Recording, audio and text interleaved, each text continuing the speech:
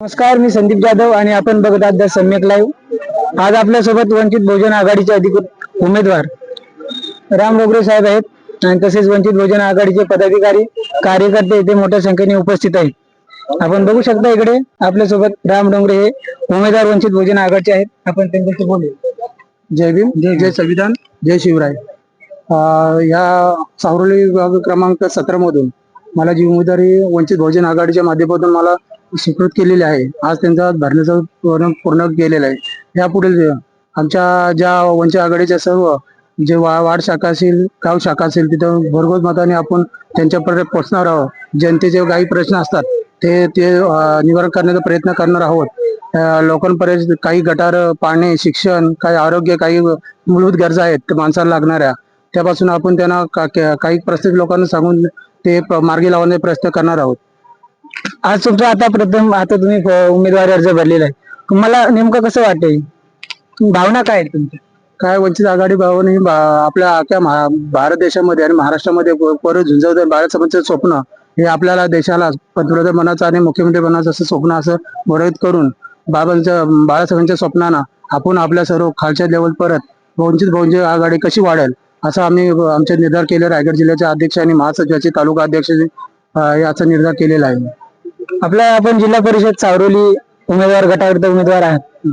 प्रथम आपल्या सावरोली गटाकरिता जे लोकांच्या समस्या आहेत त्या काय आहेत? रोजगारी आली, काही पाण्याचा प्रश्न असेल, काही तरुण मुलांना रोजगार नसेल किंवा काही मंडळ असतील नोकऱ्यामधून त्यांना काही सहायता मिळत नसेल, शिकवण्याच्या काही शाळा पडी काही लोकांनी त्या बंद करण्याचा प्रयत्न केलेला आहे, त्या मार्गी लावण्याचा प्रयत्न करू। आणि मेन मुद्दा शेतकरी जे युवक पिढी आहे इथं त्यांना नोकरी नाही, व्यवसाय नाही, तर त्यांच्यासाठी तुम्ही एक उमेदवार उद्या निवडून आलात तर तुमचं प्रथम कार्य कुठल्या याच्यावरती असेल? रोजगार फक्त बेरोजगारी हटवण्यासाठी प्रयत्न असल्याने मुलांना काही कॅन्डिडेट आहेत BSc, BSc, B.Com इंजिनियर लोकांना त्या नोकरी देण्याचा ह्या भागामध्ये प्रयत्न करू आम्ही। साहेब तुम्ही काय सांगाल?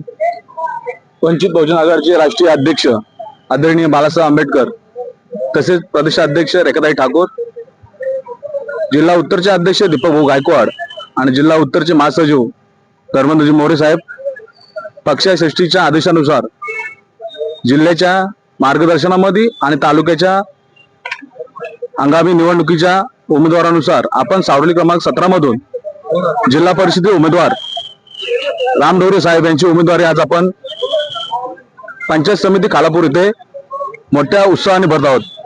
त्याचं सर्वाधिक कारण म्हणजे महत्वाची गोष्ट म्हणजे एक की सावरोली जो वार्ड आहे त्या वार्ड मध्ये MIDC असताना पण जे वंचित घटक आहेत, आदिवासी समाज असो, ठाकूर समाज असो, बौद्ध समाज असे वंचित जे घटक आहेत त्या घटकांना जो न्याय पाहिजे, तो अधिकार पाहिजे, तो आजवर त्यांना जो अधिकार मिळाला नाही, त्या अधिकाराच्या लढाईसाठी आज वंचित बहुजन आघाडीचे फुले शाहू आंबेडकर आणि संविधानाला मानणारी जी माणसं आहेत ती माणसांना मी आवाहन करतो की त्यांनी आपल्या हक्काचा माणूस म्हणजे राम डोंगरे साहेब यांना भरघोस मताने विजय करण्याचा मी त्यांना आवाहन करतो। आणि येणाऱ्या काळामध्ये वंचित बहुजन आघाडी आज आपण खालापूर तालुक्यात सावरोली जिल्हा परिषद मध्ये एक उमेदवार दिला गेला आहे, पण आम्ही पुढच्या येणाऱ्या इलेक्शन मध्ये तालुका म्हणून मी एक आवाहन करतो की प्रत्येक वार्ड मध्ये, प्रत्येक जिल्हा परिषद आणि प्रत्येक पंचायत समितीमध्ये आमचा एक हक्काचा उमेदवार असेल आणि तो उमेदवार या तालुक्यामध्ये